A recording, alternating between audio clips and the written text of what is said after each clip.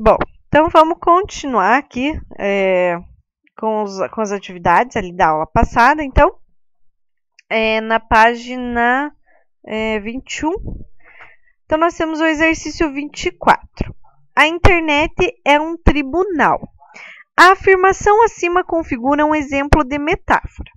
A partir da análise desse exemplo, pode-se definir metáfora como: letra A, alusão negativa, sabendo, né, o que a gente viu ali na nossa aula presencial, principalmente, não tem nada a ver, né, a metáfora com alusão negativa. Letra B, simbologia crítica, também não, né, não traz nenhuma simbologia e muito menos crítica. Letra C, representação parcial, não, a gente nem viu nada sobre isso.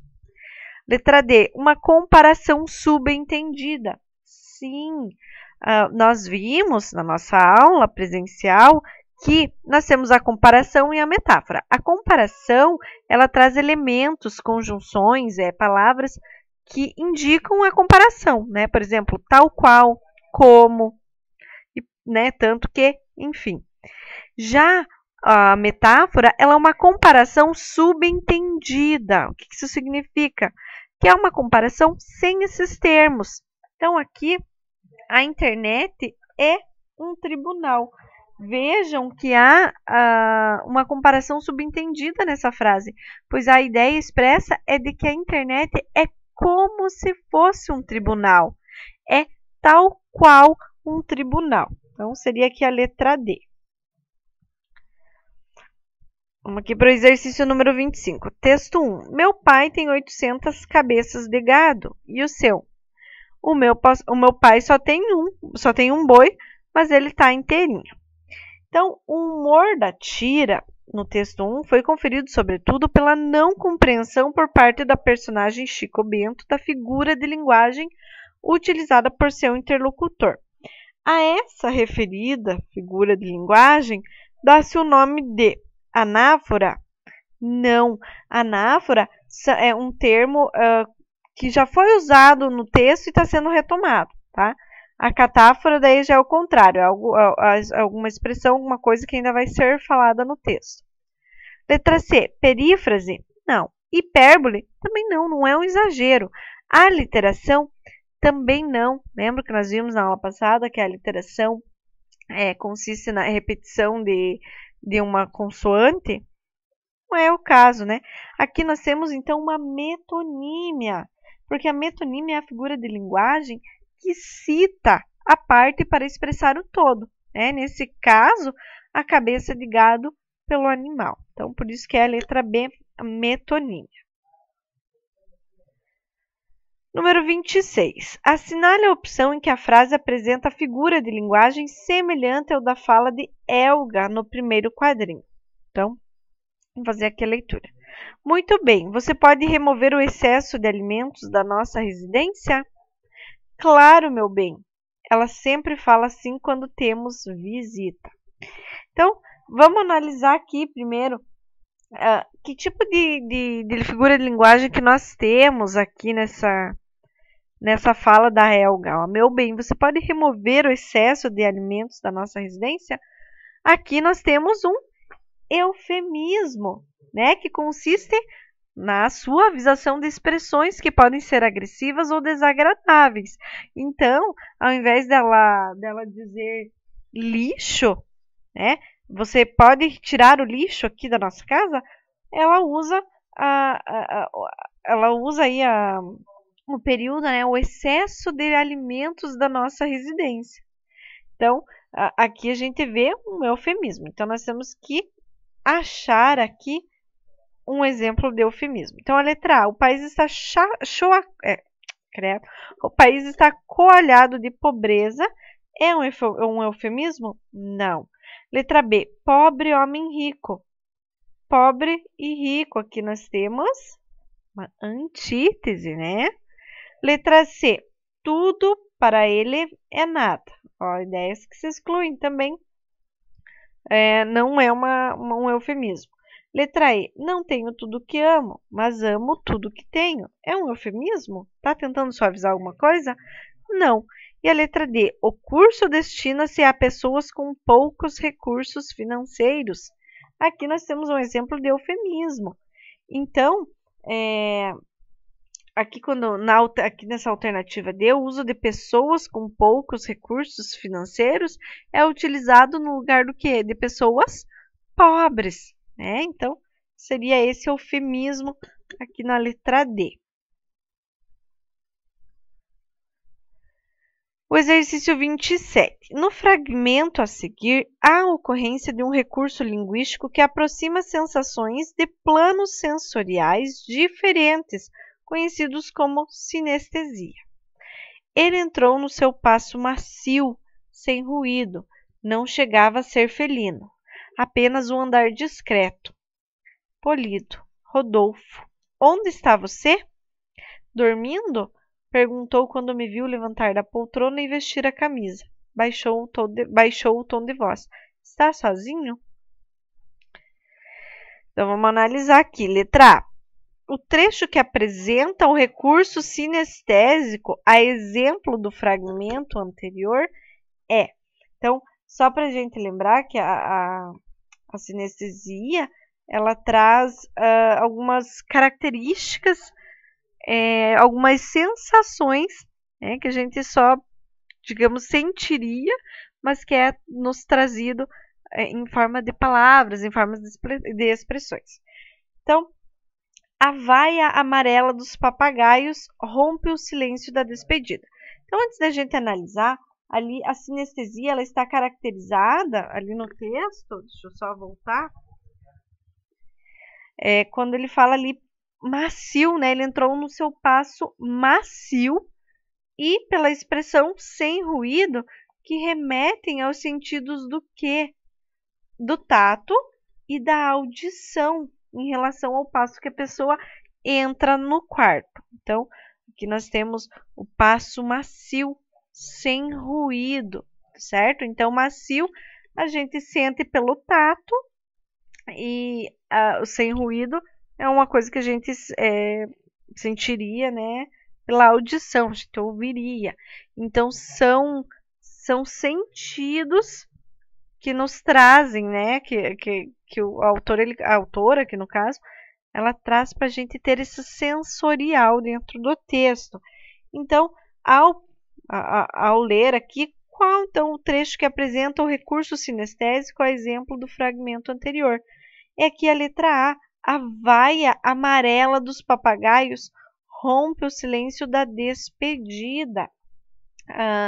Porque a vaia relaciona-se ao sentido da audição e a amarela ao da visão, certo? Se a gente analisar aqui todos, nenhuma vai ter esses recursos sinestésicos. Número 28. Minha mulher, a solidão, consegue que eu não seja triste. Ah, que bom é o coração ter este bem que não existe. Recolho a não ouvir ninguém. Não sofro o insulto de um carinho e falo alto sem que haja alguém, nascem-me os versos do caminho. Senhor, se há bem que o céu conceda, submisso à opressão do fado, dá-me eu ser só veste de seda e fala só leque animado. Então, aqui nós temos um poema do Fernando Pessoa. Na primeira estrofe, Fernando Pessoa se vale de duas figuras para expressar a atitude do eu lírico diante da solidão. Trata-se respectivamente de... Então, vamos voltar aqui, que é na primeira estrofe. A minha mulher, a solidão, consegue que eu não seja triste. Que bom é o coração ter esse bem que não existe.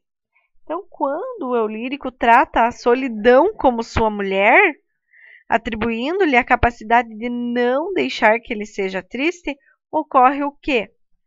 Uma personificação ou uma prosopopeia, né? Porque ele está dando uma característica de uma pessoa para a solidão, né? E outra figura de linguagem que existe aqui é quando ele tenta aproximar os sentidos naturalmente inconciliáveis. Quando ele fala ali ter este bem que não existe. Aqui nós temos um paradoxo, certo? Então, nós temos a prosopopeia ou personificação E aqui nesse caso, ter este bem que não existe, como que vai ter algo que não existe? É um paradoxo. Então, seria a letra C. Número 29. Revelação do subúrbio. Quando vou para Minas, gosto de ficar de pé contra a vidraça do carro, vendo o subúrbio passar. O subúrbio todo se condensa para ser visto depressa, com medo de não repararmos suficientemente em suas luzes, que mal têm tempo de brilhar. À noite, come o subúrbio e logo o devolve. E ele reage, luta, se esforça, até que vem o campo, onde pela manhã repontam laranjais e à noite só existe a tristeza do Brasil. Para a caracterização do subúrbio, o poeta lança mão principalmente do quê? De qual desses recursos de linguagem? Pela personificação, né? A figura então empregada ali é a personificação, em que se atribuem ações e sentimentos a seres inanimados. O subúrbio pratica várias ações humanas, como o quê? Sentir medo, reagir, lutar e esforçar-se.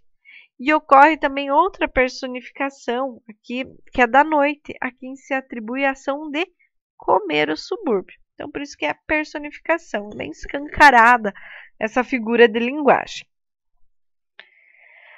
Número 30. A voz do canavial. Voz sem saliva da cigarra do papel seco que se amassa. De quando se dobra o jornal, assim canta o canavial. Ao vento que por suas folhas e navalha a navalha soa. Vento que o dia e a noite toda o folheia e nele se esfola.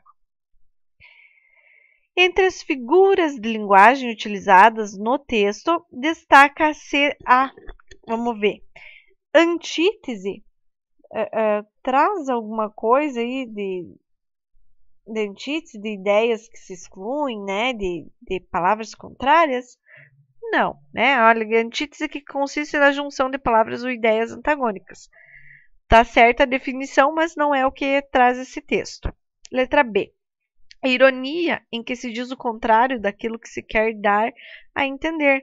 Não, aqui não aparece esse tom irônico, né? Então não aparece a ironia. Aparece a sinestesia, em que se combinam palavras que sugerem sensações distintas. Não, ali não tem nada, né, de sensações distintas. Onomatopeia, na qual a palavra busca reproduzir o som natural a ela associado? Também não, nem aparece nenhuma onomatopeia ali. Então, seria aqui a prosopopeia, em que se atribuem características humanas a serem inanimados, né? Ao atribuir ações humanas a seres inanimados, como voz, né? Ao canavial, então o canavial não tem voz, é uma característica humana. E ao papel seco, né? Também se dá a característica da voz, a gente tem aí o uso da prosopopeia. Tá certo? Ficou claro, alunos, esse conteúdo? Deem uma relida, pesquisem, observem, principalmente em músicas, né? Eu sei que a gente escuta bastante música, observem, né? Os paradoxos, as antíteses, as prosopopeias, né? Tem bastante prosopopeia, principalmente em sertanejo, né? Então, na verdade, em várias músicas. Então, prestem atenção a essas figuras de linguagem, porque elas não estão ali do nada, sem intenção. Muito pelo contrário. Né? Quando se escreve e se traz essas figuras de linguagem, é porque quer realçar, é porque quer chamar a atenção. Então, tem aí uma intenção por trás. Tá certo? Então, encerramos esse assunto sobre as figuras de linguagem. Até a próxima aula, então, alunos. Tchau!